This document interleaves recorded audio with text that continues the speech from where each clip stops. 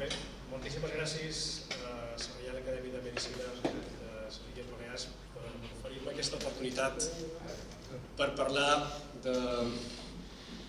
d'energia.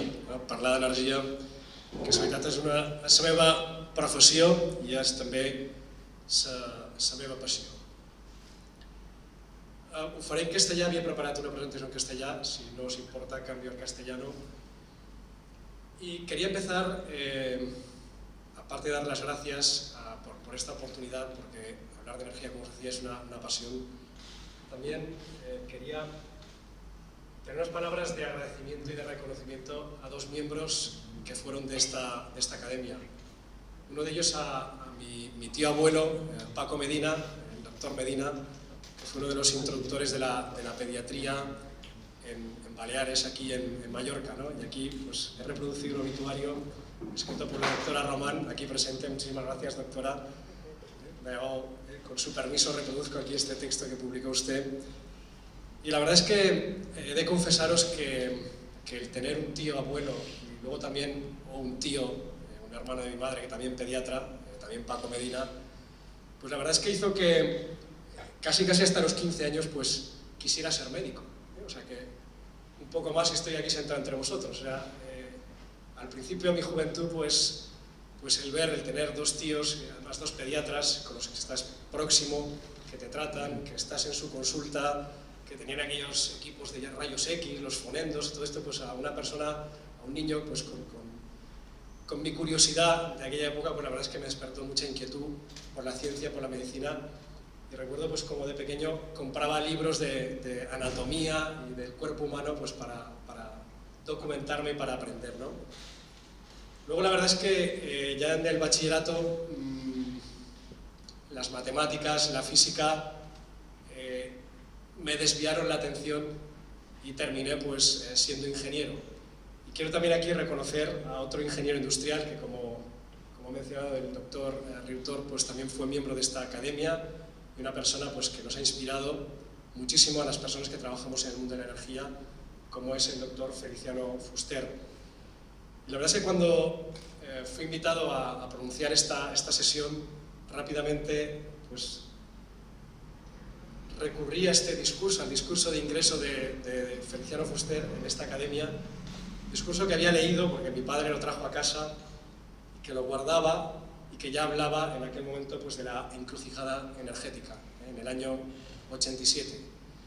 Yo creo que lo que procede hoy pues, es un poco actualizar y poner en común con todos vosotros dónde estamos, en qué encrucijada energética vivimos en estos momentos, que si bien difiere de la que nos describía el doctor Fuster en su discurso de ingreso en esta Real Academia, pues bueno, no deja de ser una continuidad. El doctor Fuster, la verdad es que fue una persona que estableció las bases del sistema eléctrico, participó en definir y en establecer las bases de lo que es el sistema eléctrico que tenemos en España y del cual tenemos que estar muy orgullosos.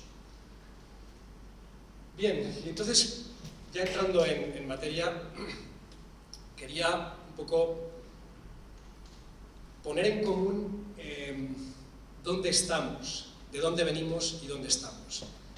Para mí es algo muy relevante esta gráfica que empieza en 1800 y termina en 2023, es el consumo de energía primaria de la humanidad, el total. Entonces se ve como gracias a los combustibles fósiles, al despegue que tienen los combustibles fósiles, primero arrancamos con el carbón, luego con el petróleo y luego el gas natural, cómo eso nos ha traído el bienestar.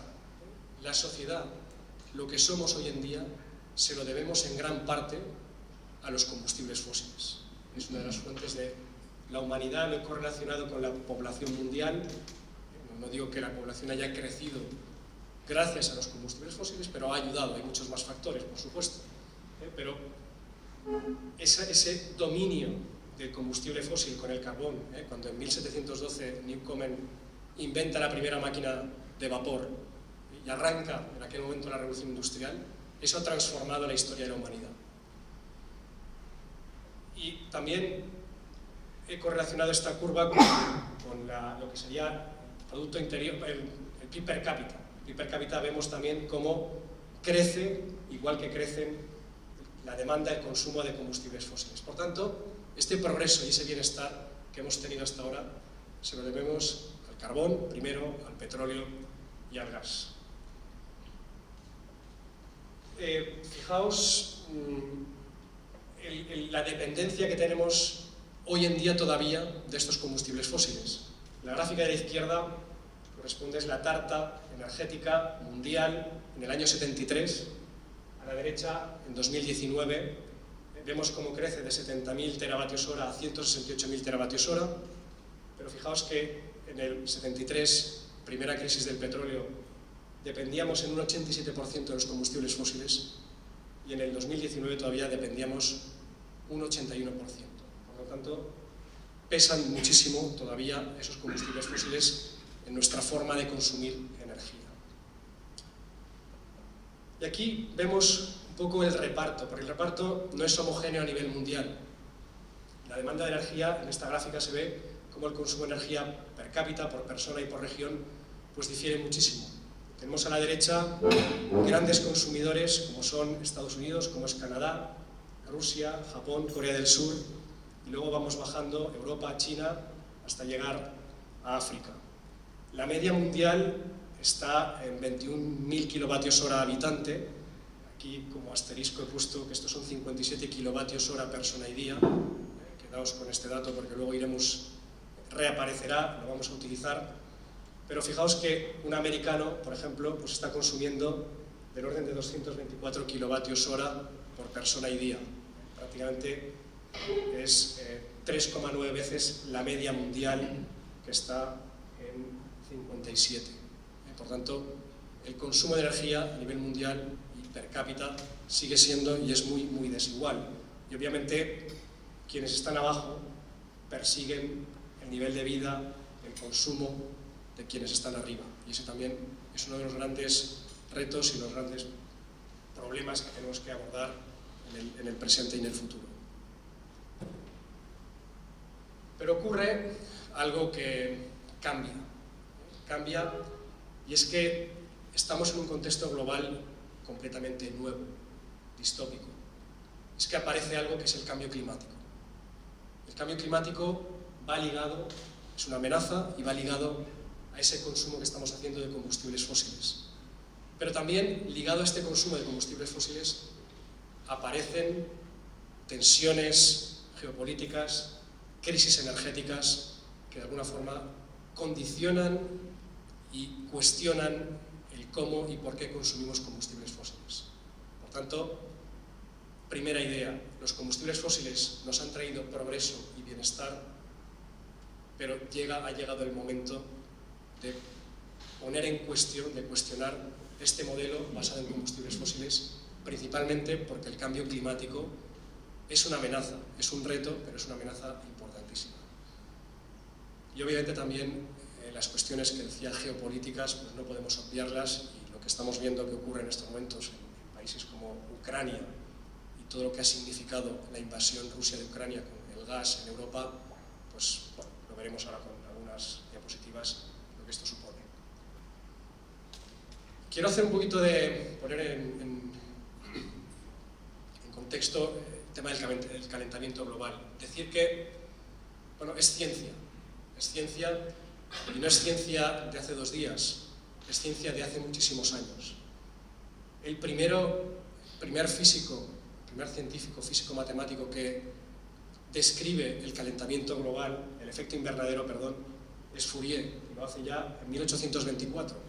Por tanto, ya es un fenómeno físico que se conoce ya, se empieza a conocer el efecto invernadero en el siglo XIX. Tyndall también demuestra cómo el agua, el vapor de agua y otros gases contribuyen precisamente a ese efecto invernadero que de manera teórica Fourier describe. Y sucesivamente, y es Arrhenius, el químico y físico también, que en 1896 determina la relación entre la concentración de CO2 en la atmósfera y el efecto de invernadero, el cambio climático, su contribución, bueno, no al cambio climático en aquel momento, al efecto invernadero. Pero quien realmente empieza a ver que hay una correlación entre aumento de CO2 y temperatura es Guy Callendar, físico inglés, en 1938. Y a partir de aquí empieza a haber ya literatura estableciendo una correlación de manera científica entre CO2, concentración de CO2 en la atmósfera y calentamiento global. Keeling empieza a medir en el volcán, en el Mauna Loa, en Hawái, a partir de, creo que es 1858, si aquí lo pone, empieza a medir de manera sistemática la concentración de CO2.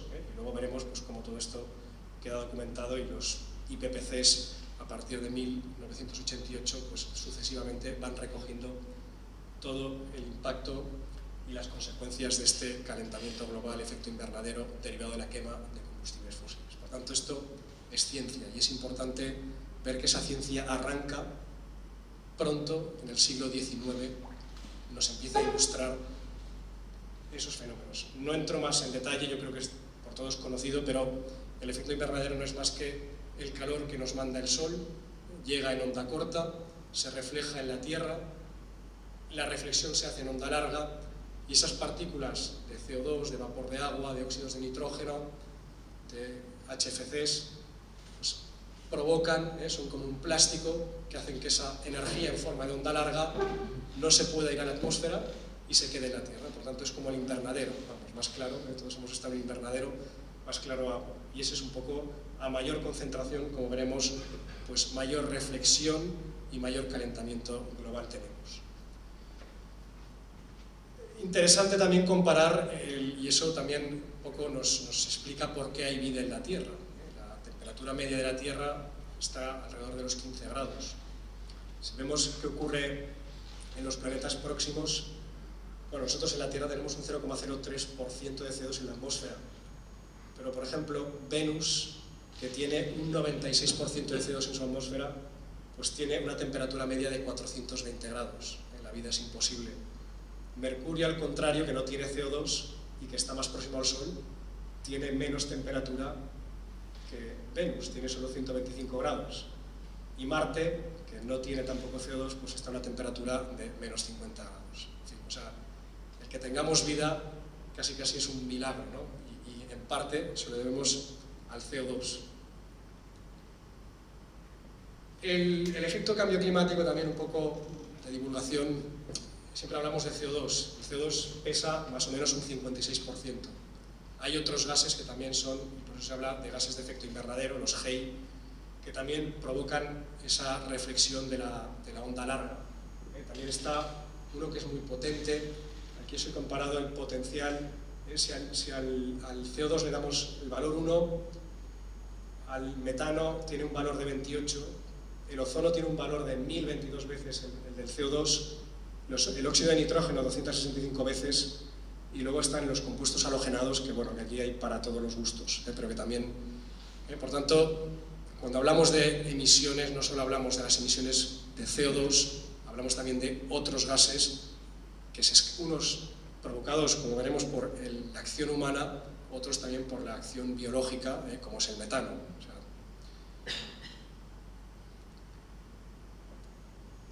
y la cuestión es que hoy, en 2024, pues cerramos la concentración de CO2 en la atmósfera, pues ha llegado a los 422 ppm, partes por millón.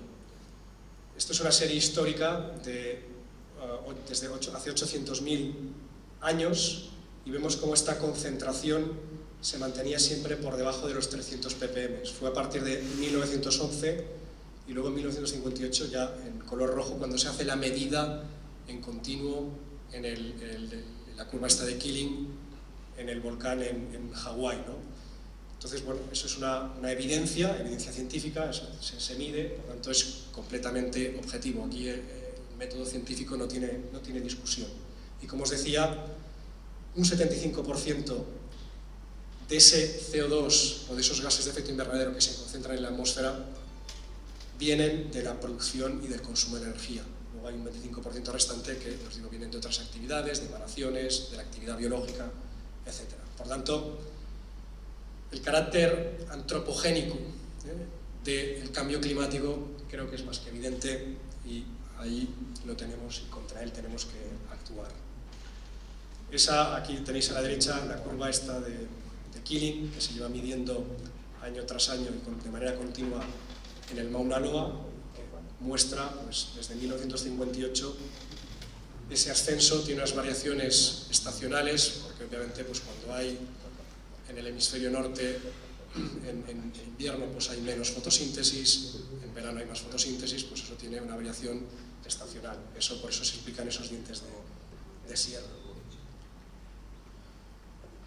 Y lo que está claro es que si seguimos con esta tendencia, y eso lo dice claramente la comunidad científica y queda recogido en los paneles intergubernamentales de cambio climático sucesivos que vamos teniendo cada año, pues la verdad es que si estamos a punto de llegar a ese incremento de 1,5 grados, pues la temperatura global y sus consecuencias pues van a tener impacto sobre los ecosistemas, la biodiversidad y obviamente también sobre la actividad humana.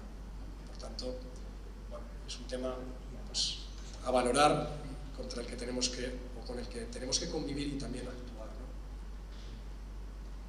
Aquí en la curva de la izquierda veis desde en los últimos 2000 años pues cómo la temperatura en azul, la temperatura observada, bueno, reconstruida a partir de hielo, etcétera, distintos métodos científicos. Luego ya, más recientemente, es temperatura observada, y en rojo pues está la curva de concentración de CO2. Vemos que está pues, por debajo de los 300 ppm y cómo pues, a partir de la revolución industrial es una curva ascendente y la temperatura también asciende. Y en la derecha pues, tenemos los registros globales de temperatura y vemos como cada año, 2023, 2024, vamos superando la temperatura media de la Tierra. Y las consecuencias, pues bueno, yo creo que no me prodigo en este tema porque creo que es conocido por todos, pero esto tiene impacto en temperatura, tiene impacto en sequías, tiene impacto en precipitaciones, tiene impacto en todo el tema de la nieve, los glaciares, los polos, en los ciclones tropicales, pero también tiene impacto en aspectos que a vosotros como profesionales de la medicina pues os ocupan y os preocupan, y es que, por ejemplo, la biodiversidad va cambiando y los vectores transmisores de enfermedades pues también cambian y llegan a latitudes donde no estaban presentes. Es decir, es una revolución, creo que lo he puesto en algún sitio, no recuerdo, pero es algo que en este documento Feliciano Fuster ya lo recoge, empieza a hablar el impacto que puede tener el CO2, todavía en aquel momento, en el año 87, bueno, se hablaba, pero no se era consciente cuán grande podía ser ese impacto, pero él lo califica con algo que me parece muy, muy interesante, y lo llama el caballo de Troya. El caballo de Troya porque además tiene un efecto incremental. Feliciano Fuster en este libro habla de dos problemas que recuerdo le preocuparon mucho en aquel momento. Uno era la lluvia ácida. La lluvia ácida se pudo solucionar gracias a los sistemas de desulfuración. Era una causa-efecto fácilmente resoluble. En cambio, el CO2 dice, eso es incremental, eso se va acumulando y no tenemos mecanismos naturales para drenarlo. Por tanto, hoy el CO2, el cambio climático, es un caballo de Troya en una sociedad que, insisto, pues ha llegado a este bienestar gracias a los combustibles fósiles. Aquí lo he escrito, el efecto acumulativo del CO2 es nuestro caballo de Troya. Y además hay algo también que creo que es relevante y que es muy importante, y es que lo que hacemos hoy va a impactar en quienes hoy nacen, en quienes hoy tienen 10 años. Por tanto, realmente nosotros hoy vivimos las consecuencias del CO2 que se empezó a acumular fruto de la combustión de hace pues, 50 años. Pero es que lo que nosotros estamos haciendo ahora, ese efecto acumulativo, también va a tener impacto en las generaciones futuras y que vienen detrás de nosotros. Por tanto, somos responsables de transmitirles y de ayudarles a resolver este problema. Es una gráfica sacada del sexto informe, del sexto IPCC. Aquí expone que en función de lo que hagamos, quienes hoy nacen, la temperatura que van a tener en 2070, 2080, pues puede ser pues de más de 3-4 grados, lo cual es brutal, es descomunal. Hay que actuar, hay que hacer algo. Y el otro tema al que he hecho alusión, que paso rápidamente, pues es aparte del cambio climático, que urge acción y acción sobre la energía, es obviamente todas las tensiones que la energía concentrada, energía fósil concentrada en pocos países, está generando a nivel mundial. Y tenemos una prueba de ello, pues es la invasión de Ucrania, pero hay más ejemplos. Y como infraestructuras, como son el Nord Stream 1 o el Nord Stream 2, esos gasoductos que iban desde San Petersburgo hasta Alemania, hasta el este de Alemania, pues simplemente fueron saboteados y dejaron de funcionar. También muestra la fragilidad que supone concentrar la dependencia en pocos países, en pocas instalaciones. Y todo esto pues tiene impacto también en los precios. Y los precios al final, la economía pues también impacta en las personas. La economía al final es pánico y es euforia. Y eso impacta en nuestra psicología y en nuestra sociología. A la izquierda veis lo que es la volatilidad de los precios del petróleo en los últimos, esto es desde 1860 o 1870, pero me centro un poco ya en la última parte. Vemos la primera crisis del petróleo, la segunda en 1981, la invasión de Irak, etcétera, etcétera. Aquí en color naranja está puesto en dólares de ahora, en verde serían dólares de cada momento. Entonces vemos pues, cómo eso crea tensiones geopolíticas, ha creado tensiones geopolíticas. Y ya más en el corto plazo, la que hemos vivido, por ejemplo, pues, más de cerca en el año 2022, con la subida descomunal del precio de la electricidad. Aquí tenéis, pues, sería el precio medio del mercado mayorista español de la electricidad en euros megavatio hora, y veis cómo pues 2015-2020 está estable entre los 50 y los 30 y pico euros megavatio, y a partir del 21 y en el 22 pega un subidón y casi pues se triplica, y eso pues tiene consecuencias económicas, consecuencias sociales, crisis. Luego, afortunadamente, pues gracias a la reacción de la Unión Europea hemos conseguido pues contener y bajar estos precios. Por tanto, pues eso también es un factor a tener en cuenta cuando hablamos de energía, de diversificación energética. Bien, puestos ya en contexto, quiero ser optimista.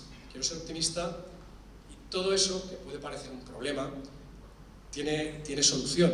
Por supuesto que tiene solución. Y la solución es dejar de quemar los combustibles fósiles.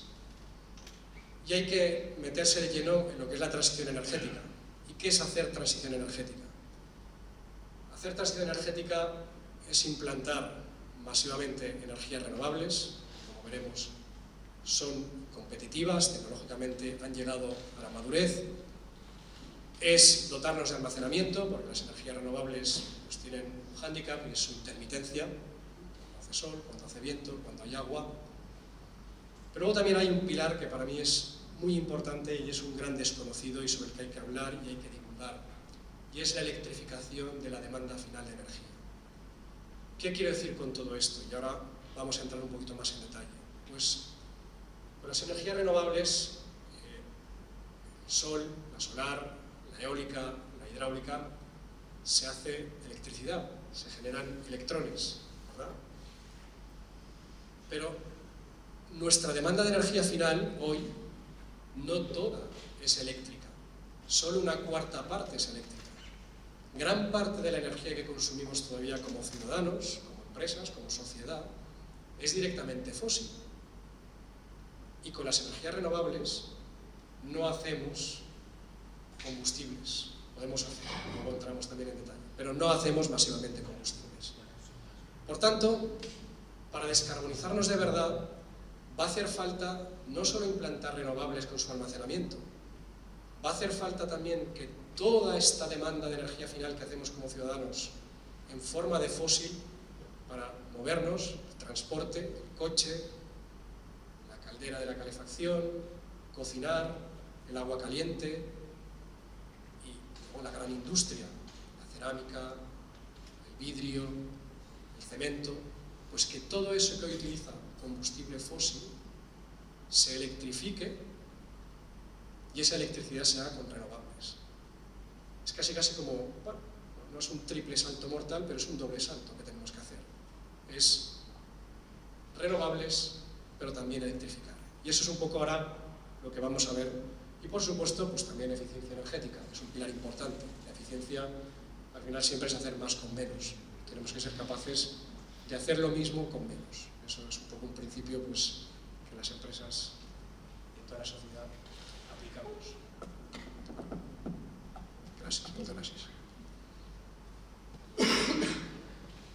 Y la suerte es que, y por eso hay que ser optimistas, es que tenemos tecnología.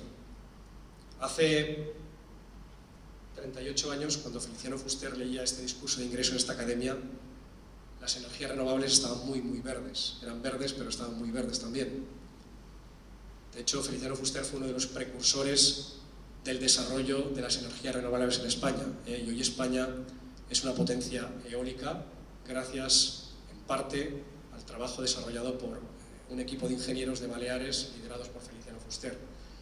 Esto da también para otra conferencia, pero bueno, hay gente que sabe más que yo de estas cosas.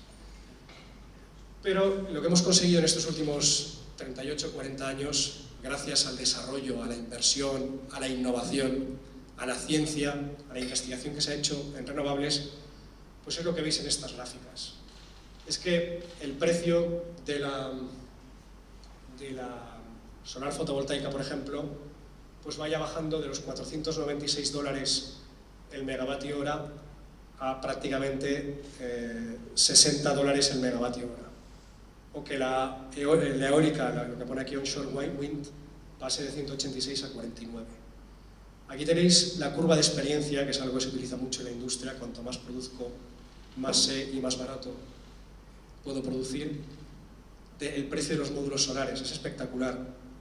Esto arranca en el año 76, los volúmenes de producción anuales están en escala logarítmica, pero en el año 76 un vatio pico valía $100. Esto termina creo que en 2019, pero ahora os doy los precios en 2024. Aquí termina en 50 céntimos de dólar, pero es que ahora vale 10 céntimos de dólar un vatio pico de panel solar. Es espectacular. Esto, aquí, el aprendizaje que ha hecho la humanidad es brutal. Por tanto, ¿qué quiero decir? Que tenemos solución y además esta solución es competitiva. Hemos bajado los costes para hacerla competitiva. Lo mismo hay que hacer también con las baterías. Las baterías, el almacenamiento de la energía renovable es ese gran reto que necesitamos incorporar a los sistemas energéticos, pues eso también está viviendo una curva de experiencia muy parecida a la que habéis visto con la fotovoltaica. Los precios de las baterías de ion litio, aquí esto arranca en 1992, pues estaba en $5.000 el kilovatio hora. En estos momentos, esta gráfica, bueno, termina aquí en 244 en el 16, y luego la siguiente, que es ya los últimos 5 años, pues eso se sitúa ya por debajo de los $100 el kilovatio hora. Y eso va a seguir bajando. Y aquí os voy a decir también que la potencia industrial en descarbonización y quien está consiguiendo esas curvas de experiencia no es Europa, no es Occidente, es China. La tecnología básica, el conocimiento básico lo hemos desarrollado en Occidente, lo hemos transferido para que ellos produzcan y ahora ellos ya saben producir tanto mejor que nosotros y con precios muy competitivos. Eso también da para otro debate de geopolítica. Por tanto, hay solución, las energías renovables son competitivas, el almacenamiento va a ser pronto, en los próximos 5 años, competitivo. Y eso es una buena noticia. Y todo eso lo quería ilustrar pues, con un caso real. Vivimos en Baleares, somos islas, somos frágiles, y somos unas islas que además no estamos en un buen punto de partida energéticamente hablando. Baleares hoy es dependiente en más de un 96,7% del exterior, y eso no es una buena noticia. Hablamos de economía circular, hablamos de autonomía, de independencia, pero energéticamente hoy somos completamente dependientes. Los barcos que traen combustible día sí día también a estas islas son nuestro cordón umbilical. Combustible para gasóleo, gasolina, queroseno para los aviones, para los barcos también fueles. pero también dependemos de otros cordones umbilicales energéticos, como es el gasoducto submarino o como es el enlace eléctrico submarino que tenemos con la península. Y eso nos da esa dependencia, esa excesiva dependencia del exterior. Y en tiempos no solo de cambio climático, sino también de geopolítica, el ser independientes es muy importante. Pero es que además nuestro consumo de energía es altamente fósil, no renovable, en más de un 93,7%. Por tanto, no hemos hecho todavía todos los deberes que hay que hacer para avanzar en esa descarbonización, en dejar de quemar combustibles fósiles y en frenar ese impacto que tiene, que es el cambio climático. Todo eso lo recogimos, gran parte de lo que os contaré ahora está recogido en el informe que está publicado en la página web de Endesa, es un estudio que hicimos Deloitte y Endesa en el año 2020 y que pretende ser pues, una hoja de ruta para descarbonizar, cómo descarbonizar, qué tenemos que hacer en los territorios frágiles no peninsulares, Canarias, Baleares, para descarbonizarnos, para avanzar en transición energética.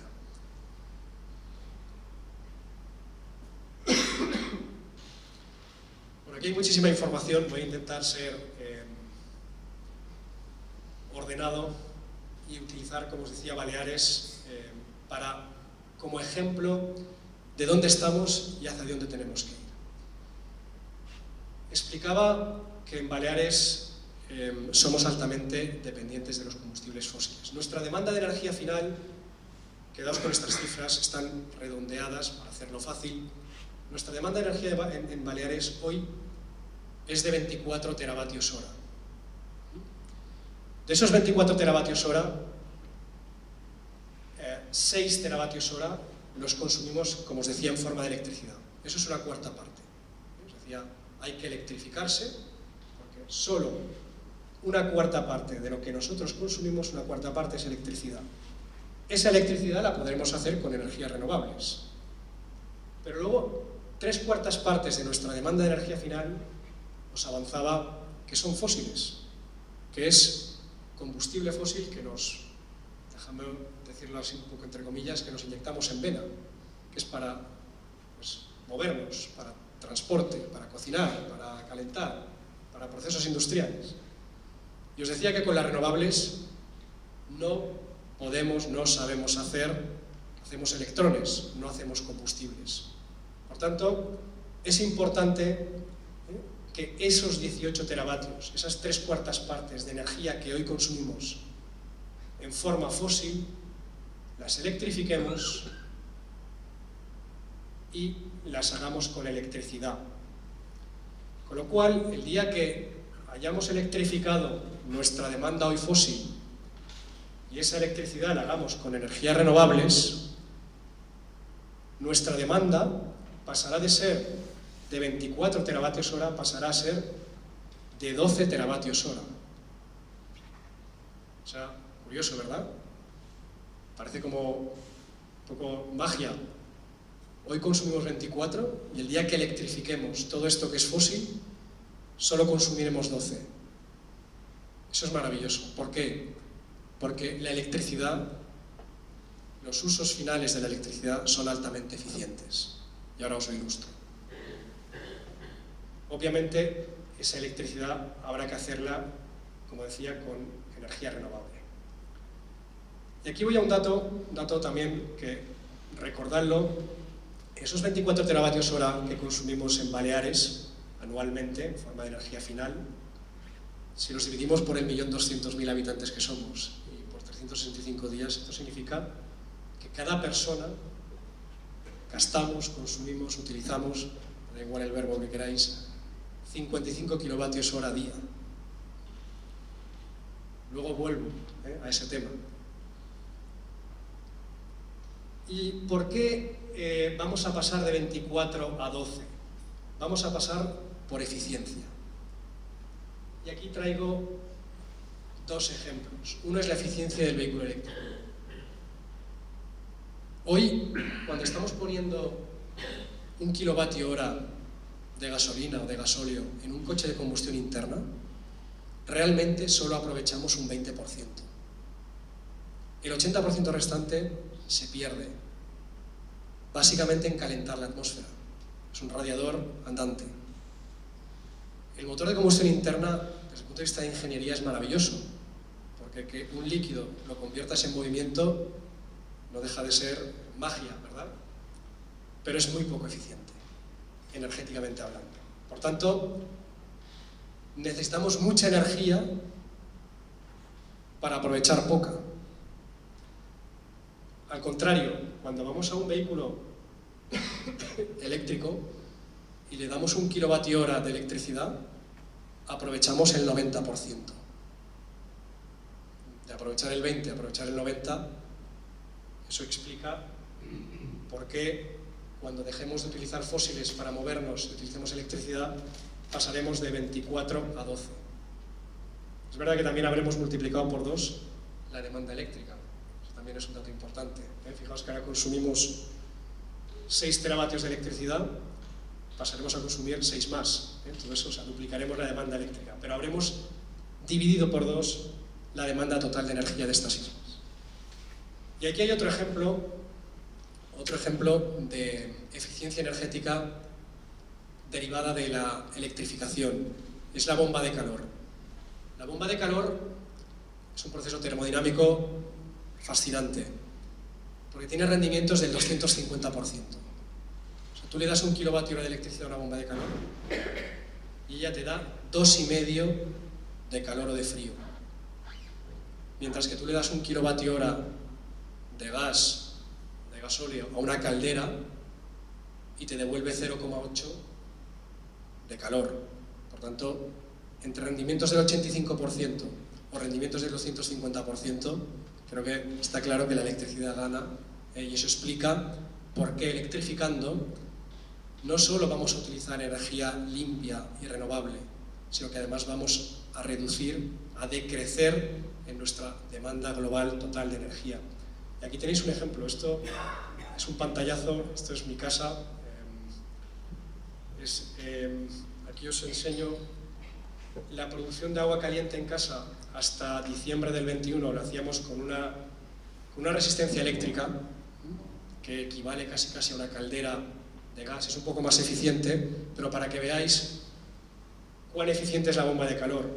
Ese era nuestro consumo anual de electricidad en el termoeléctrico con resistencia, y a partir del 22, del 17 de diciembre del 21, cuando cambiamos este acumulador eléctrico por un acumulador como el que veis aquí, esto es la foto del acumulador, simplemente es un depósito de 100 litros y encima tiene una bombita de calor. Esto es una bomba de calor más grande, la bomba de calor clásica para hacer aire acondicionado, para hacer agua caliente, lo que queráis. Pues esto lleva aquí dentro una bombita de calor. Pues fijaos cómo hemos pasado de un consumo de 1.800 kWh año para hacer el agua caliente en casa a del orden de 600 y pocos kilovatios. O sea, hay una reducción de 1 a 3. Es ese 250% que os explicaba yo de mayor rendimiento que tiene la bomba de calor frente a una caldera eléctrica o a una caldera de gas que todavía tiene menos rendimiento. Por tanto, eso es ciencia, eso es objetivo. La bomba de calor es una solución para gastar menos y utilizar electricidad, por supuesto, renovable.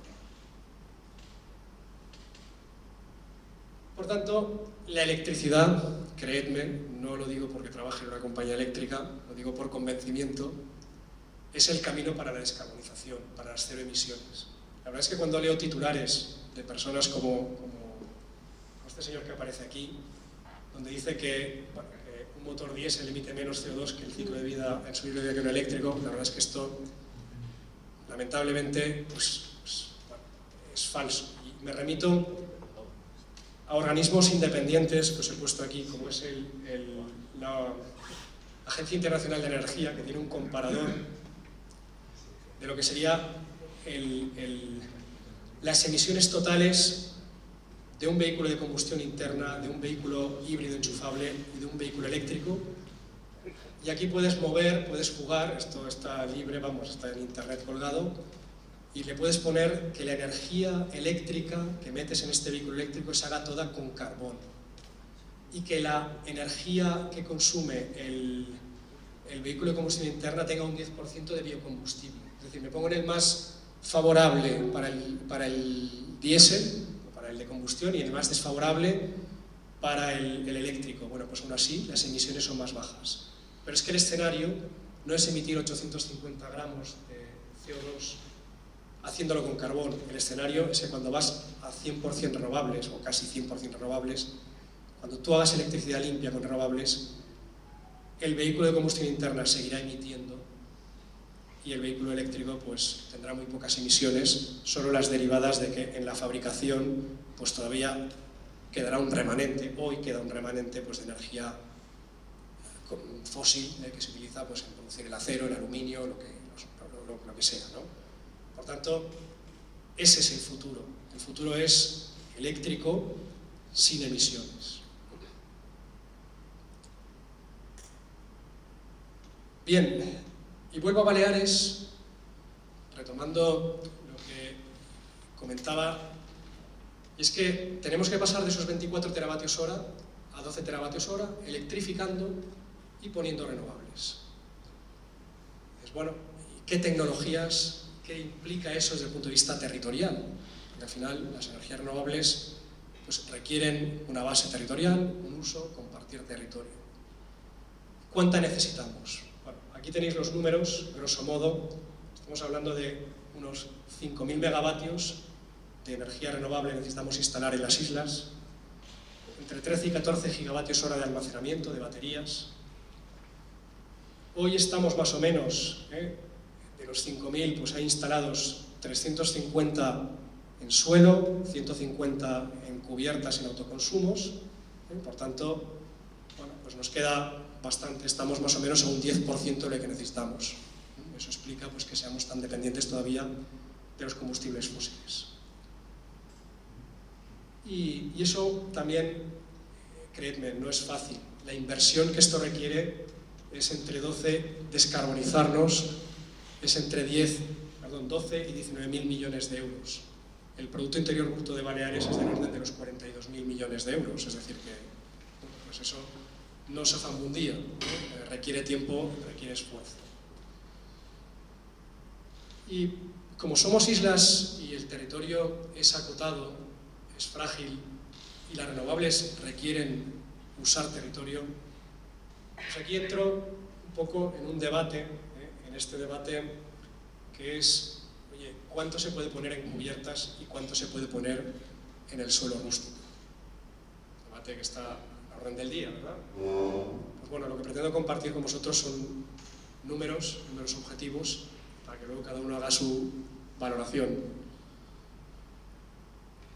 En estos momentos, fijaos que, bueno, eso es los últimos 5 años en que ha tenido un despegue importante, pues más o menos se mantiene este ratio 30% en cubiertas, 70% en suelo rústico.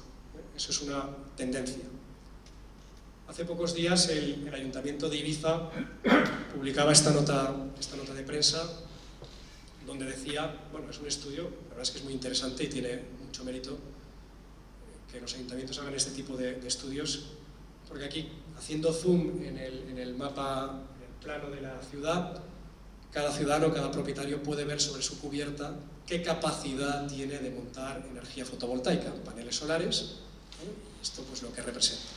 Bueno, agregar todo esto, es un estudio que ha hecho una ingeniería, creo que de Valencia, pues al agregar, la conclusión a la que llega es que solarizando todas las cubiertas que se pueden solarizar en la ciudad de Ibiza, pues se llega a más o menos un 26,8%, una cuarta parte de la demanda eléctrica de la ciudad de Ibiza hoy en día. Es decir, que ocupando todo el espacio urbano que se puede ocupar, llegaríamos a una cuarta parte.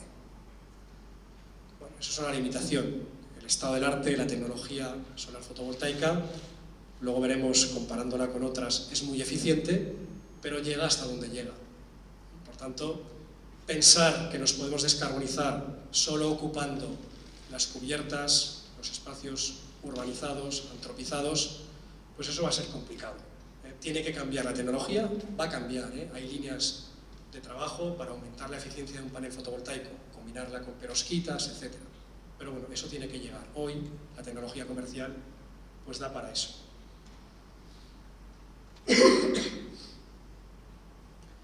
Por tanto, la pregunta que me hago es si resulta admisible usar territorio para obtener energía. Y entro en un debate que, bueno, puede ser quizás polémico, pero yo creo que el método científico al final necesita un poco pues, de debatir, ¿no? y de poner y contrastar números. Pero fijaos que estas imágenes lo ponen de manifiesto que la humanidad lleva más de 10.000 años transformando el territorio, transformando el paisaje para hacer algo que es muy básico, que es alimentarnos. Y alimentarnos no es otra cosa que producir energía, ¿verdad? Porque al final somos máquinas biológicas, los seres humanos, los seres vivos, somos máquinas biológicas que cada día tienen que comer.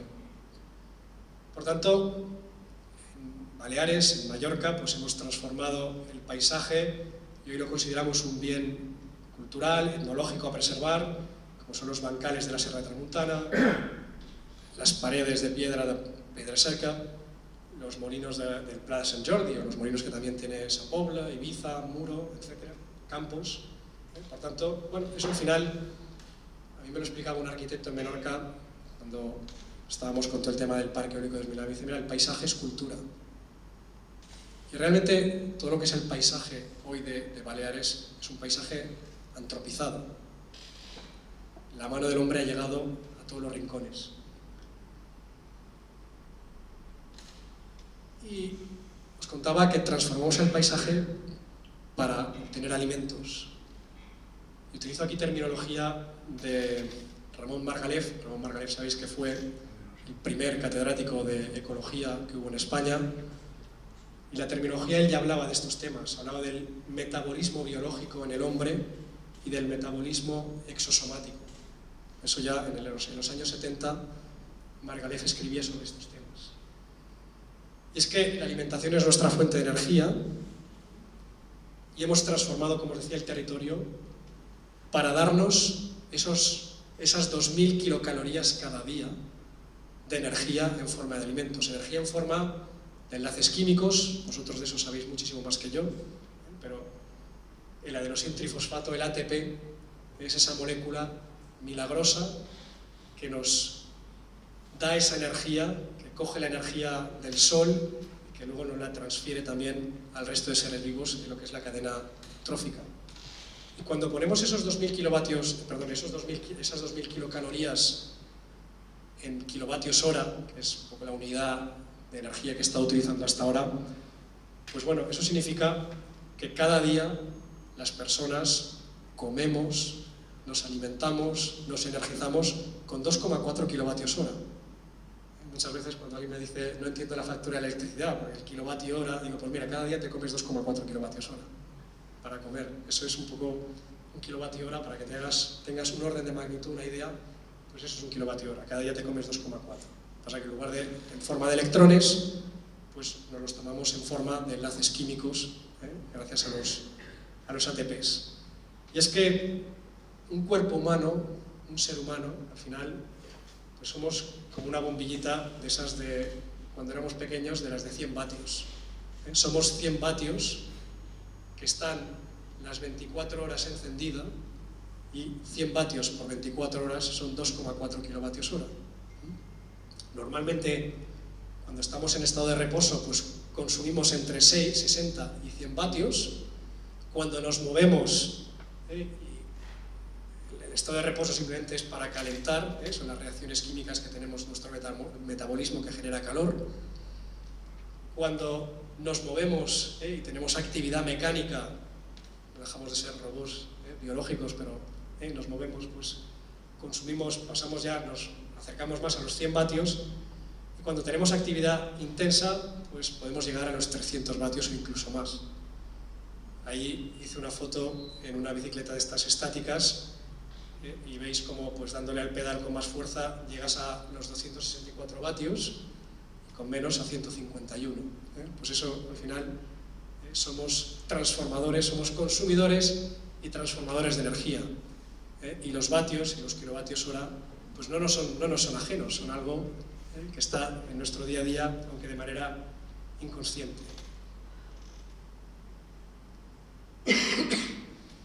Bien, y siguiendo con este debate sobre el uso del territorio para producir, para obtener alimentos, para producir energía, ¿cuánta energía producimos? ¿Cuánta energía en forma de alimentos producimos actualmente en Baleares? Bueno, pues aquí se estima, algunos estudios estiman que la autosuficiencia alimentaria de Baleares está en el entorno del 15%, más o menos. La superficie que dedicamos en Baleares, que no es agraria, son 66.000 hectáreas. Por tanto, la diferencia, lo que sería agraria y forestal, cojo la forestal, porque pues, por allí también pasturan cabras, bueyes, hay caza, en fin, aunque la intensidad productiva sea muy baja, también la meto, pero si calculamos esos 2,4 kilovatios hora que necesitamos cada día un ser humano, por 365 días y por 1.200.000 habitantes, pues resulta que necesitamos al año un teravatio hora de energía en forma de alimento. Y este teravatio, solo un 15% somos capaces de producirlo en esas 432.000 hectáreas que no son urbanas, urbanizadas, antropizada está todo, pero bueno, que no son urbanas. Por tanto, veis que la eficiencia energética de nuestro sector primario es bajísima. Apenas producimos 0,15 teravatios hora. O sea, en 432.000 hectáreas producimos un 15% de lo que necesitamos, 0,15 teravatios hora, mientras que antes os decía que para producir esa energía renovable que nos descarboniza necesitaríamos del orden de unas 3.500 hectáreas y en ellas produciríamos 6 teravatios hora. ¿Os acordáis que hablábamos de 12 teravatios hora? De esos 12 teravatios hora, 6 vendrían de 3.500 hectáreas y los otros 6 vendrían o bien de cubiertas o bien de los enlaces submarinos con la península, que también nos mandarían, o nos mandan ya, o nos mandarán más electricidad. No he entrado en este detalle. ¿Pero qué quiero decir con ello? Bueno, pues que con muy poco uso de territorio, con 3.500 hectáreas, que es menos del 0,7% del territorio de Baleares, podemos contribuir a producir toda esta energía, todo ese metabolismo exosomático que necesitamos como sociedad. Luego aquí ya cada cual que valore si eso es mucho o es poco. Pero lo contrapongo con el sector primario. El sector primario consume o usa 432.000 hectáreas y apenas llega a darnos el 15% del teravatio que necesitamos para alimentarnos. Por tanto, bueno, eso abre un debate, uso, territorio. Y todo eso, la verdad es que por tradición y por familia tengo un gran aprecio al sector primario. Todavía sigo cultivando y sigo trabajando familiarmente este tema y lo conozco muy de cerca. Y la verdad es que no quiero que mis palabras sean peyorativas precisamente cuando hablo del sector primario. Porque el motivo de ese bajo rendimiento es que es natural, es ciencia, es la fotosíntesis. La fotosíntesis es un proceso energético maravilloso, pero que tiene un rendimiento energético muy bajo, está entre el 1 y el 2%. Mientras que, por ejemplo, la energía fotovoltaica hoy está con rendimientos del 22%. Eso explica por qué, por ejemplo, los biocombustibles no son viables. Porque para hacer biocombustibles podríamos hacer energía renovable a partir de biocombustibles, pero la cantidad de territorio que necesitas es descomunal debido a ese bajo rendimiento energético de la fotosíntesis. Y eso significa usar territorio para plantar materia verde, pero es que además compites con la alimentación humana. Por eso el recorrido que tienen los biocombustibles es muy corto y tiene sentido el producir biocombustibles a partir de aceites que hay que reciclar, de metanizaciones de residuos, etc. Pero no crear una industria de biocombustibles a partir del sector primario, porque el rendimiento por unidad de superficie, debido a este rendimiento de la fotosíntesis, es bajísimo.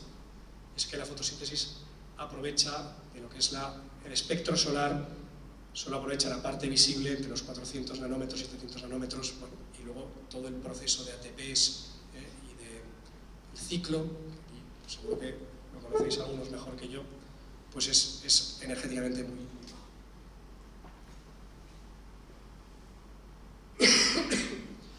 Bueno, eso ya es una reflexión que va un poquito más allá, pero ya que estábamos con este tema de la escala humana, de la dimensión energética del ser humano, también quería reflexionar un poco al hilo de lo que os decía al principio, de todo ese bienestar que nos ha dado la energía masiva de los combustibles fósiles, que ahora nos tienen que dar otros vectores. Y es que, fijaos que un ciudadano de Baleares os decía que al principio, cuando dividía los 24 teravatios hora entre el 1.200.000 y los días, consumimos 55. Eso es nuestra demanda exosomática, frente a nuestros 2,4. Si eso dividimos 55 por 2,4, significa que si no tuviéramos esa energía masiva de los combustibles fósiles, necesitaríamos el equivalente a 23 personas trabajando para nosotros, haciéndonos la colada, poniéndonos en lugar de lavavajillas, lavándonos los platos, transportándonos, bueno, en fin, y yendo a buscar leña para que cocinar, en fin. O sea, quiero decir, daos cuenta que hoy vivimos con 55 kilovatios hora y día, que esto sería como tener pues, 23 personas trabajando para nosotros, teniendo en cuenta que cada persona consumimos 2,4 kilovatios hora.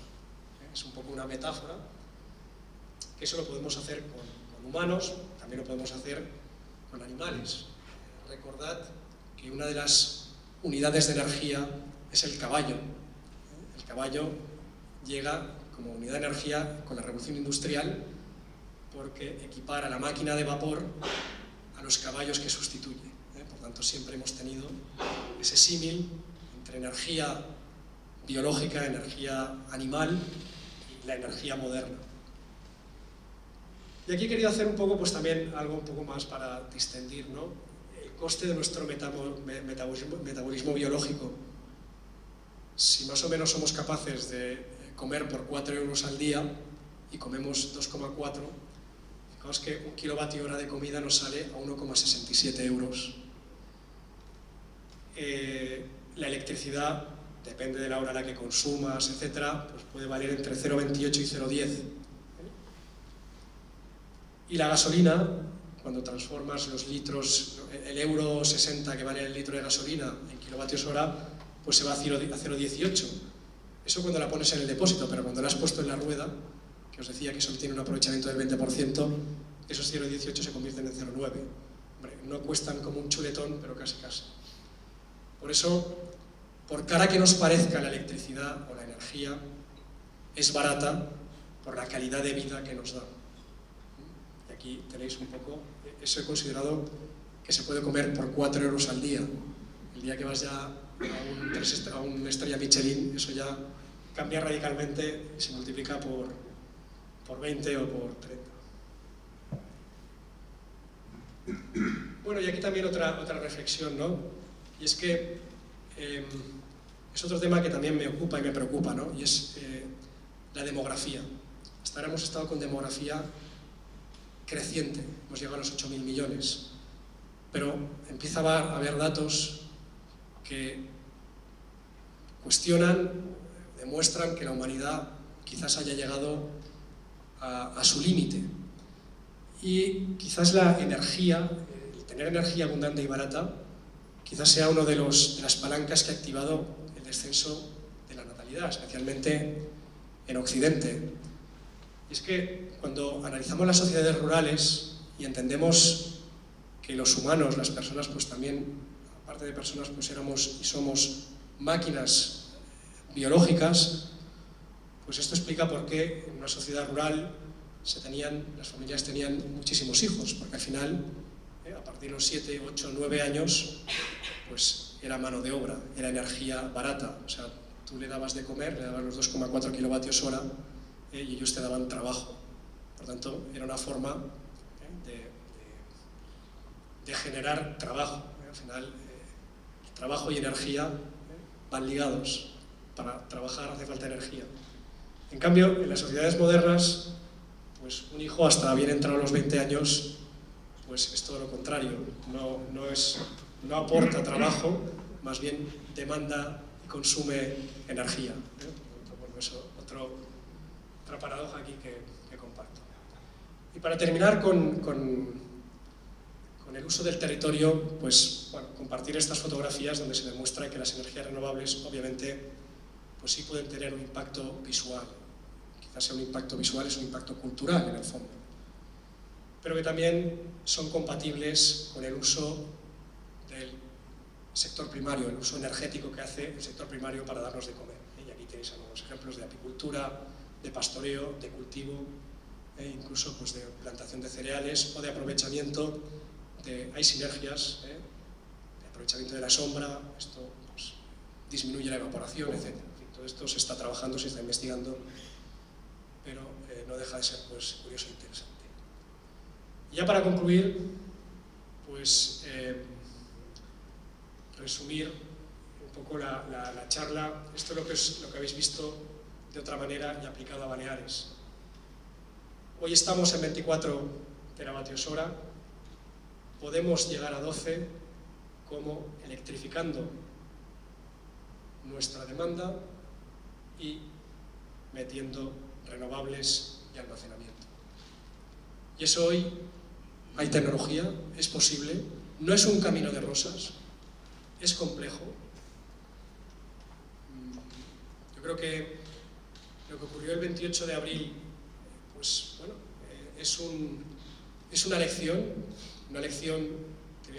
de humildad, de que no podemos hacerlo todo de golpe, hay que hacerlo por fases, hay que ir quemando etapas, por eso también eso se le llama transición energética, pero como islas, como sociedad y como humanidad, pues ese tiene que ser nuestro objetivo.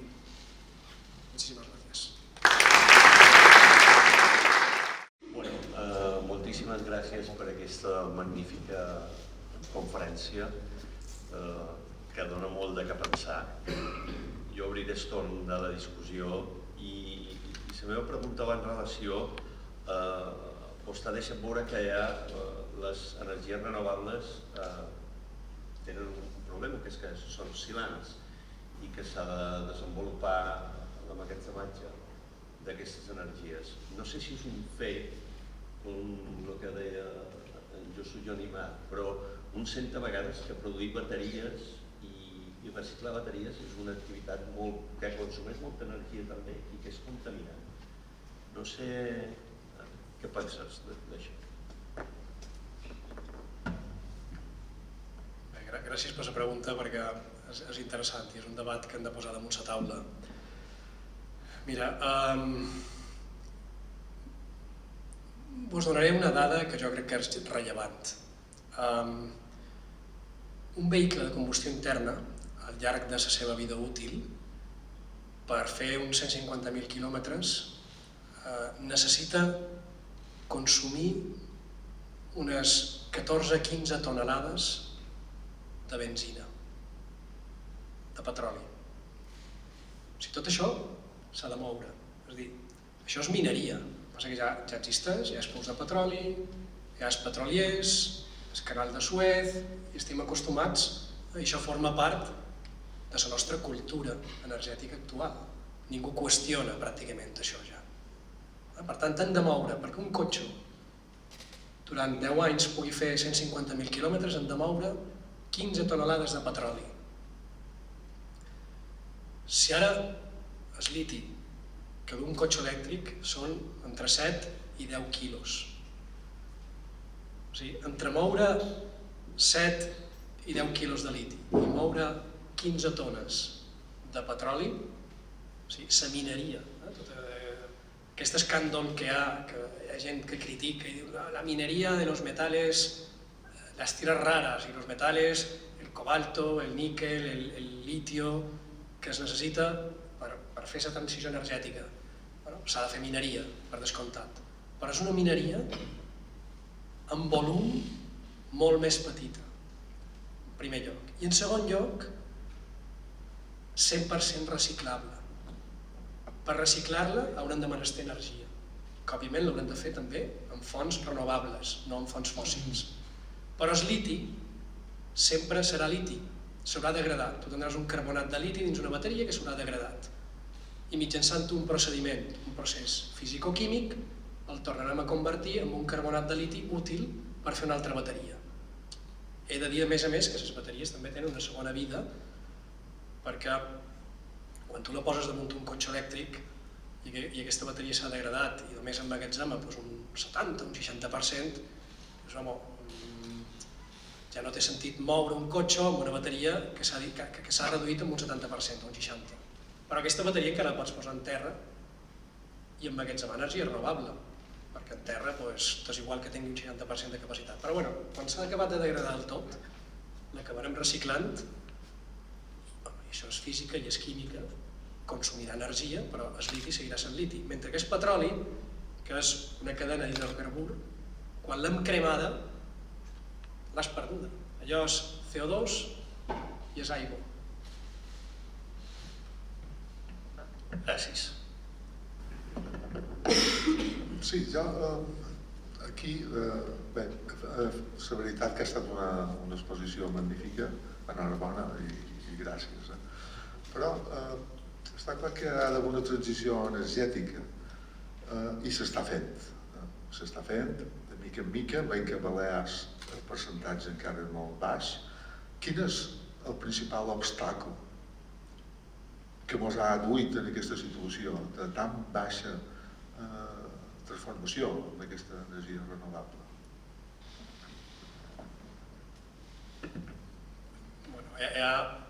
Podem posar damunt la taula molt de factors, és difícil ser exhaustiu, però primer, la tecnologia. La nostra font d'energia renovable per excel·lència és el sol. És el que més tenim i el que més abunda. No tenim aigua, no tenim salts d'aigua, no tenim hidràulica, com hi ha a la península o hi ha a Suïssa o en els països nòrdics. El vent que tenim també és molt limitat. Tenim vent, però tampoc no som una comunitat amb un recurs eòlic extraordinari. Més aviat el tenim a Menorca i no es per tirar coets. Per tant, l'energia renovable més abundant és el sol, per descomptat. I ha estat la tecnologia que més ha tardat en madurar.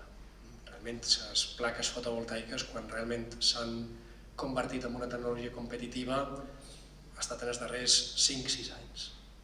Per tant, això és un factor que explica que arribem tard, en aquest sentit. Per altra banda, hem de menester les bateries, és fonamental. Fins que no tinguem bateries competitives, podem anar fent coses, però no podem donar grans passes. Però ens hem de preparar perquè això ve i arriba. I malauradament no és una tecnologia que la tinguem a Occident, és una tecnologia que avui l'està dominant a Xina. I llavors, òbviament, hi ha un tema social.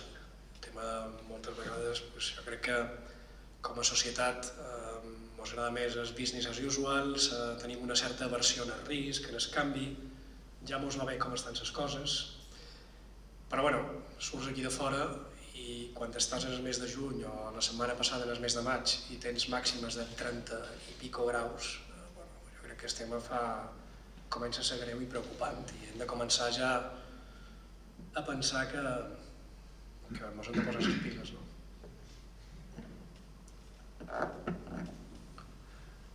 Doctor Guerau.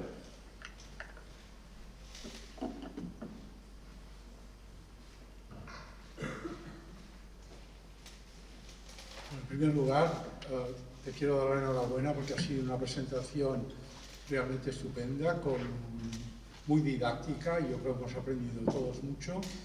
Y es muy feliz la comparación con la máquina humana que somos en cuanto a consumo de energía, ¿no? De las muchas preguntas que uno podría hacerte, querría hacerte una que tiene un cierto interés y todo a nivel local. El hidrógeno como fuente de energía, ¿qué papel le ves y hasta qué punto hay que gastar otro tipo de energía para producirlo? Pues agradezco la pregunta. Tengo aquí unas transparencias en backup, luego las puedo compartir, pero da igual, también lo puedo explicar, porque Es importante hablar del hidrógeno, muy interesante. Vamos a ver. El hidrógeno es una forma de almacenamiento de energía. ¿De dónde sale el hidrógeno? Bueno, actualmente la humanidad ya consumimos hidrógeno. ¿Y para qué consumimos hidrógeno? Y una reflexión también muy interesante a colación con todo lo que hemos estado hablando del sector primario. El hidrógeno hoy lo utilizamos básicamente para producir fertilizantes. El método Haber-Bosch, que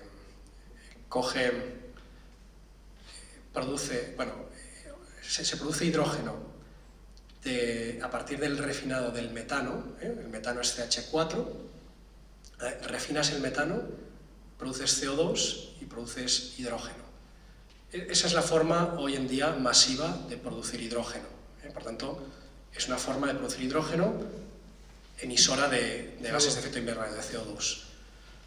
Y con el Haber-Bosch lo que hacemos es coger este hidrógeno, cogemos el nitrógeno del aire, el aire sabéis que hay un 23-24% de nitrógeno, lo juntamos y producimos el amoníaco, el NH3, y eso es la base de la agricultura. Eso explica también el por qué aquella curva que os enseñaba de población creciendo es gracias a que tenemos fertilizantes químicos y podemos producir nitrógeno de manera abundante para fertilizar y hoy pues una hectárea de trigo, una hectárea con trigo pues da 10 veces más toneladas que hace 200 años o 100 años, ¿no? Por tanto, el hidrógeno es un viejo conocido, porque el Haber-Bosch pues eso data de la Primera Guerra Mundial, más o menos. O sea, que llevamos ya 100 años haciendo hidrógeno para luego hacer amoníaco, ¿no? Luego también se utiliza el hidrógeno en la industria petroquímica, para todos los derivados del petróleo, pues también cuando haces el cracking ahí se utiliza hidrógeno. Por tanto, es un viejo conocido de la industria, pero no se ha utilizado hasta ahora nunca como almacenamiento. Y eso es el hidrógeno gris, producido a partir de fuentes, insisto, se puede hacer también a través de carbón, pero hoy se utiliza el metano porque es lo más barato y lo más fácil. Bien, el hidrógeno verde se produce, y es del que se habla hoy en día, se produce a partir de la hidrólisis del agua. Yo creo que todos de pequeños hemos hecho el experimento de coger una pila de continua, poner un ánodo y un cátodo allí en el agua, y se disocia el agua en oxígeno y en hidrógeno. Bien, y ese es el hidrógeno verde producido a partir de electricidad. Entonces, bueno, surge la idea de decir, bueno, las renovables son intermitentes, hay que almacenar de alguna manera la energía que producen, un vector, una forma de almacenarlo podría ser el hidrógeno. Perfecto, como puede ser la pila de litio o lo que sea.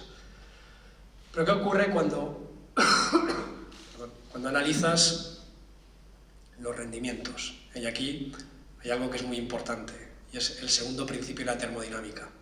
Que nos enseñaban que la entropía crece, también dice que en toda transformación energética siempre tienes una pérdida de energía en forma de calor no recuperable.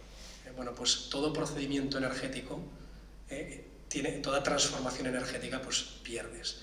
Entonces, cuando tú generas hidrógeno a partir de electricidad renovable, lo almacenas y ese hidrógeno luego lo vuelves a utilizar para o producir electricidad, o producir calor, o producir movimiento, pues el rendimiento que tienes, lo que has perdido por el camino, es más del 70%.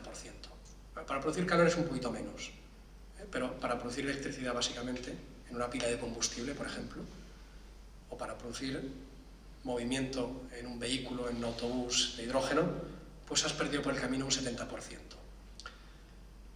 Claro, si tú coges 1 kWh de electricidad y lo pones en un coche eléctrico, os explicaba que el coche eléctrico aprovecha el 90% de este kWh de electricidad.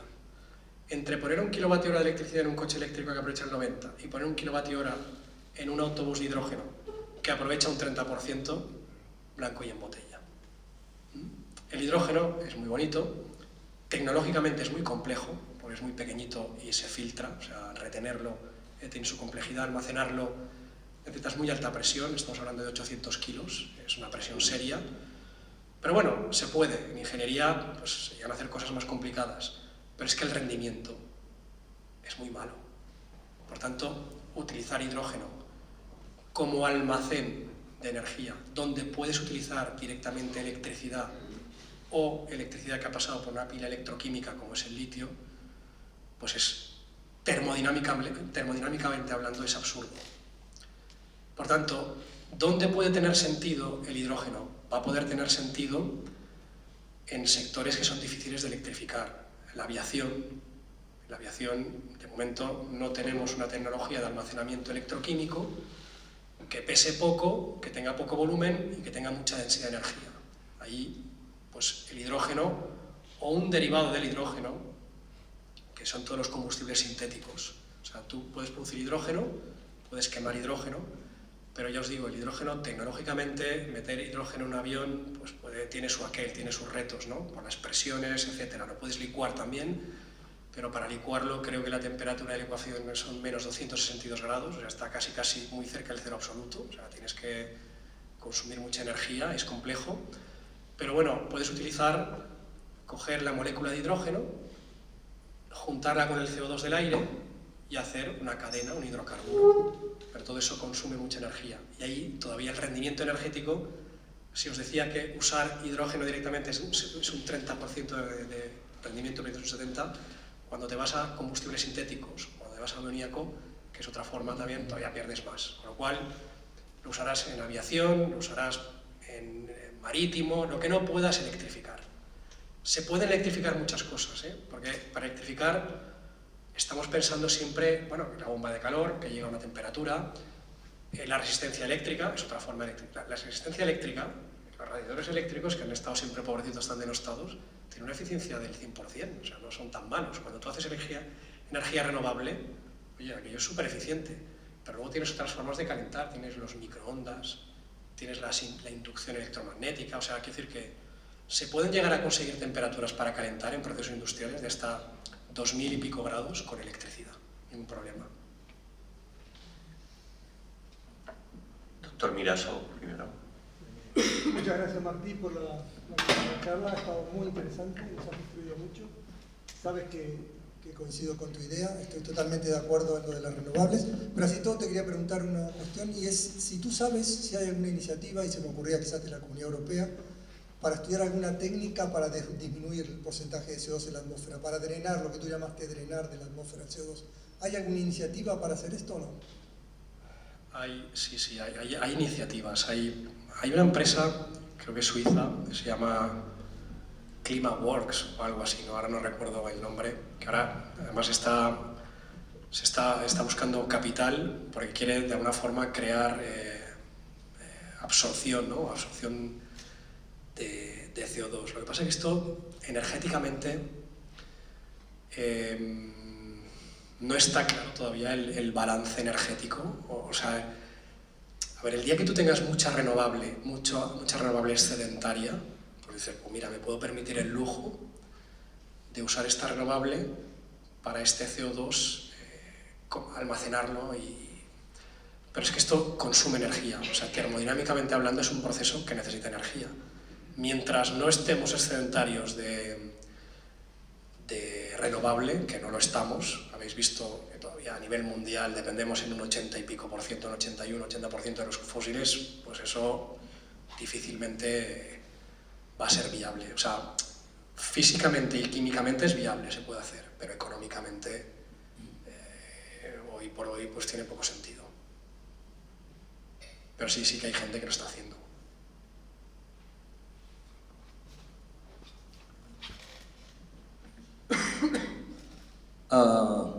Buenas noches, enhorabuena por la exposición. Han salido muchas cosas muy curiosas en la presentación, como el primer Mercedes, ¿no?, de Carl Benz, cuando ya se paseaba y lo llamaron el carro de fuego, ¿no?, porque no había unidades, los humanos ya estaban allí. Ha sido muy curioso también ver el Cordero, ¿no?, con los molinos de viento, una tecnología que cayó en desuso, muchos extranjeros lo dicen cuando llegan al aeropuerto. Aquello se diseñó para sacar agua a 1 metro, porque la teníamos a 20 centímetros en esa zona, ¿no? Hubo iniciativas para después, posterior, electrificarlos. Se inició también en campos. Aquello cayó en desuso. Y después fue muy curioso también. Nosotros analizamos muchas veces, ahora estoy en emergencias, aquel cordero que hemos visto no necesita electricidad en absoluto para nada, para sobrevivir. Es curioso. Cuando salió el primer Mercedes, había uno. Ahora cuando vamos por la autopista, cada individuo va con un vehículo de más de 100 caballos, que usted también los ha nombrado. Mi pregunta ¿es necesario esta animalada de unidad de consumo por individuo? ¿O alguien lo ha fomentado para llegar ahí? Unos señores franceses diseñaron el Velosolex hace ya mucho tiempo. Con 1 litro de combustible recorrían 100 kilómetros. Ahora se pasean con más de 100 caballos. O sea, creo yo que alguien ha fomentado todo esto a nivel de ser humano para llegar aquí. Se fomentó durante un tiempo, porque era más fácil de limpiar, las vitrocerámicas en los domicilios. Que usted bien sabrá que para crear 1 kilovatio hora teníamos que quemar petróleo o carbón aquí en Mallorca para crear vapor, para mover unas turbinas, para que llegue a casa, que alguien enchufe una vitrocerámica para volver a calentar agua para poder comer. En vez de utilizar el gas directo, que el rendimiento energético superaba el 90%. A mí esto me fascina. A ver, ¿qué opina usted de todo esto? Bueno, la verdad es que, a ver, entramos en una disquisición ya en un terreno que es filosófico, ¿no? Y es un poco los límites de la humanidad y dónde tenemos que pararnos o si tenemos que seguir, ¿no? Yo soy, a ver, obviamente el estado de bienestar, la sociedad moderna, estamos dispendiando muchos recursos, ¿eh? Pero yo soy tecno-optimista, ¿eh? Yo creo que la historia de la humanidad es una historia de éxito. Lo que pasa es que tiene dientes de sierra, y hay valles y hay picos, ¿no? Y que además, pues bueno, vamos aprendiendo, pero yo creo que es indudable que hoy nuestras generaciones vivimos infinitamente mejor que las generaciones que nos precedieron. Es un concepto relativo, ¿eh? Cada uno tiene su forma y su vara de medir, ¿no? Pero bueno, yo creo que las comodidades que nos da hoy la ciencia, la tecnología, la medicina, pues nos han permitido vivir, disfrutar más. En fin, eso ya, insisto, es un tema. Yo creo que tenemos que seguir en el avance de la ciencia y la tecnología precisamente y del conocimiento para racionalizar más nuestra integración en lo que sería la biosfera y mitigar impactos pues, como el que comentaba usted del vehículo. Yo creo que el vehículo, estoy ansioso por ver pues, vehículos eléctricos compartidos y autónomos. Pues a mí me parece un dispendio que para movernos, yo creo que el que nos podamos mover un poquito más lejos que lo que se movían nuestros antepasados con un caballo, bueno, pues eso nos ha enriquecido como seres y como personas, ¿no?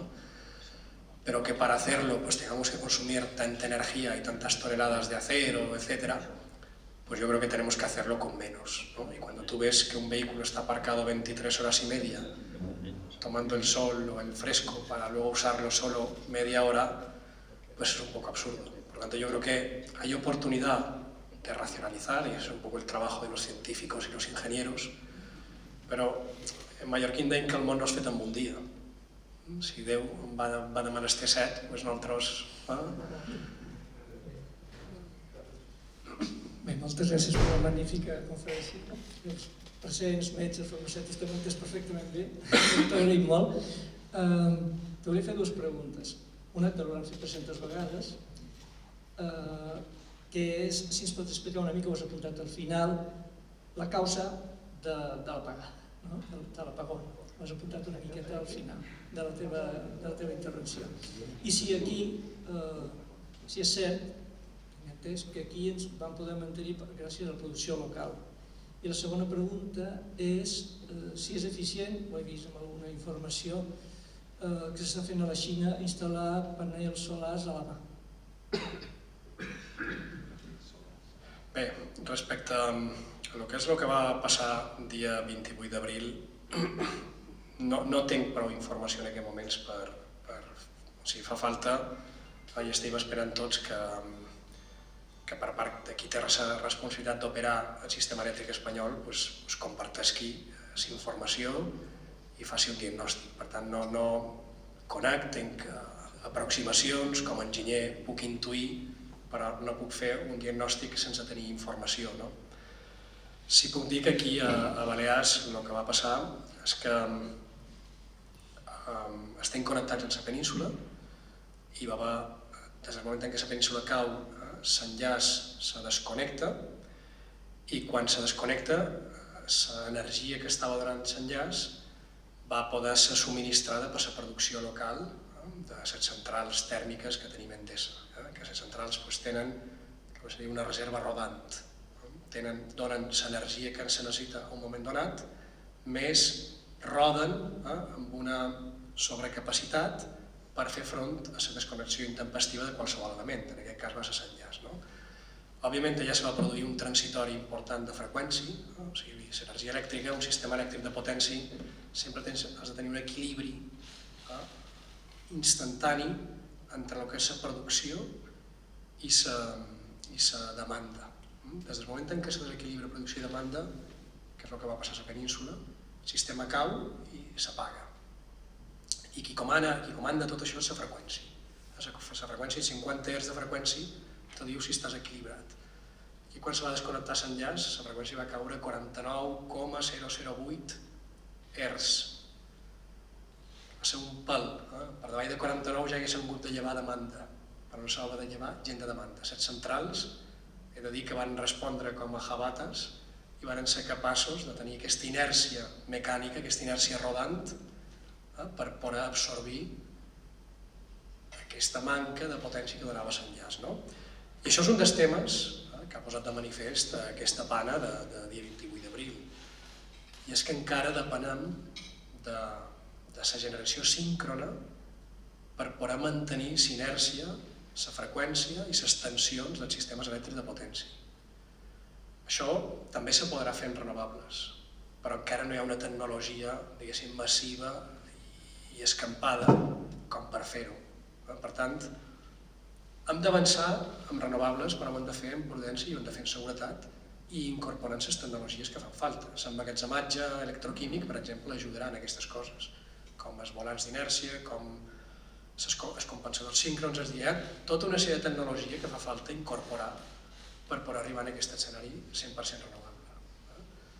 I aquí és molt important que no passem serà davant es bou. Sempre, primer hem d'avançar, apuntalar l'avanç que hem fet i després donar la següent passa. La prudència és fonamental. I la segona pregunta, sí que a la mà a Xina no tinc constància, sé que hi ha una empresa als Països Baixos que sí que està dissenyant sistemes flotants de fotovoltaica. Se fa ja a llacs, a aigües tranquil·les, embassaments. Aquí a Balears tenim ja, crec que hi ha 2 basses d'agricultura on s'ha muntat ja fotovoltaica flotant, es veu que són aigües tranquil·les, per tant no tens el problema de les ones, del vent, etc. Però sí que en els Països Baixos hi ha una empresa, no me'n recordo com se diu, jo la sé que és a LinkedIn, perquè m'ha parit bastant curiosa, perquè clar, òbviament ha de ser una plataforma que sigui capaç de moure-se en les zones i ones de 7, 8, 10 metres com hi ha a la mar del nord. Però pot ser una solució, passa que no deixa de secar tot això. Si ho compares amb l'eòlica marina, l'eòlica, per exemple, que ja hi ha una curva d'experiència, l'eòlica va començar en terra, l'eòlica clàssica onshore, i compares el cost que té l'eòlica marina que fan en el nord d'Europa, que pot anar anclada a la base, perquè allà la plataforma continental surt i la profunditat és poca, en el Bàltic i Mar del Nord és poca, allà és relativament barat perquè fas eòlica marina però com si la fessis en terra. Però quan t'has d'anar a eòlica flotant, que és el que se podria fer aquí a Balears, te'n vas a preus descomunals, no? I tots els que vivim a illes, que coneixem la mà, deim que, a més de fer forat i tapa, la corrosió marina és descomunal, vull dir, tot això en veurem fins on arriba el que costa. Bueno, les gràcies, perquè d'un tema complex, com l'energia, mos ho has explicat d'una manera molt clara, molt didàctica, mesclant termes científics, però també amb idees que has posat un poc filosòfiques en el que has contat i preguntes que hem dit que se podrien fer. M'ha quedat una cosa, quan t'has xerrat d'aquelles 436.000, estic xerrant de memòria, hectàrees, front 3.500, corregim si no és així el detall, 3.500 per posar panels solars, o sigui, la diferència, un 10% estem xerrant, que hi ha només amb hectàrees. Clar, aquí sabem que, i clar, ja tenim aquesta societat, jo crec que tots empenyem cap allà, hi ha una consciència més ecològica, és vera, que hem d'emplear energies renovables, però també hi ha aquest moviment que a vegades són els mateixos moviments socials, aquesta consciència social que diu que no vol que tinguem tantes terres en panels solars, perquè ens entenguem. I no me refereix només a una idea de cultura que també has exposat molt bé. Jo m'agradaria saber un poc com veus aquesta controvèrsia i des de voltes aquí on estàs, com veus que podem fer feina amb aquest tema, perquè aquí és un tema que pareix que volem ser ecologistes, però al mateix temps no volem panels solars. Un poc, quina és la teva idea damunt d'això? Si pot aprofundir una mica més. Sí, és el que he intentat explicar i fer-ho des d'un punt de vista, diguéssim, quantitatiu i racional. De dir, mira, escolta, això al final significa ocupar un 0,7% de territori. O sigui, a Balears són 504.000 hectàrees. 3.500 és un 0,7, menys d'un 0,7, una mica més. En fi. Per tant, és el que és. Si ho poses en termes, jo què sé, per exemple, carreteres. Les carreteres de Balears ocupen unes 2.000 hectàrees. I avui tenim assumit que hem de tenir carreteres. Ningú s'escandalitza perquè ocupem 2.000 hectàrees per fer carreteres, no? Però jo crec, i aquí...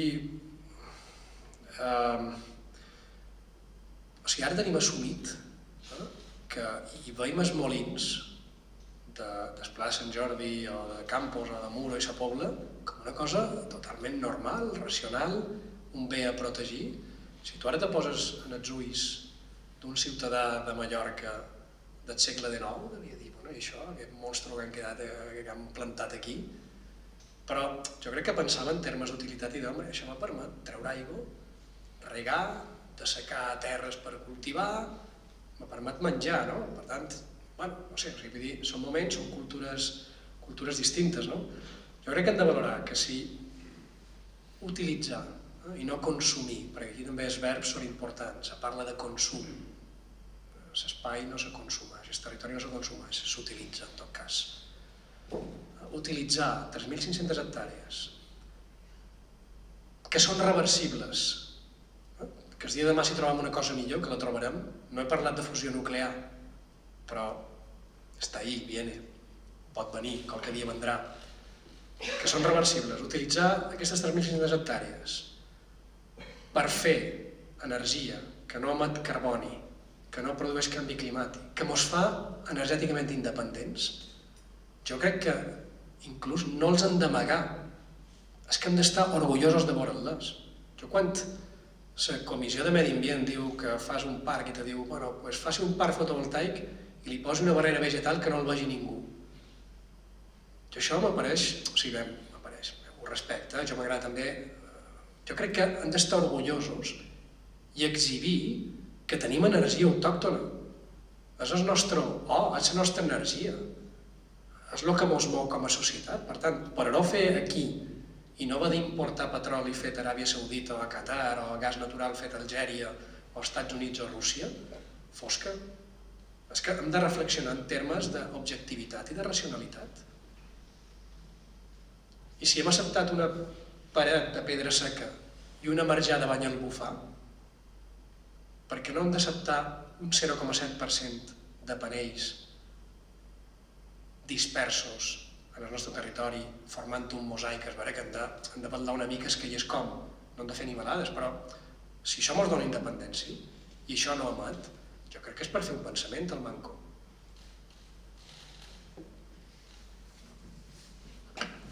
Dos últimes intervencions, tot toboades, i allà darrere i acabarem amb la discussió. No, jo felicitar en el ponent per la seva conferència, però les preguntes ja, donats hora, ja s'han produïdes. Gràcies. Allà darrere. Bé, enhorabona per la intervenció per dos motius. Amena, molt pràctica i molt ben feta per un motiu, perquè a vegades he anat a conferències i és el que diuen aburren a les ovejas. En sèrio.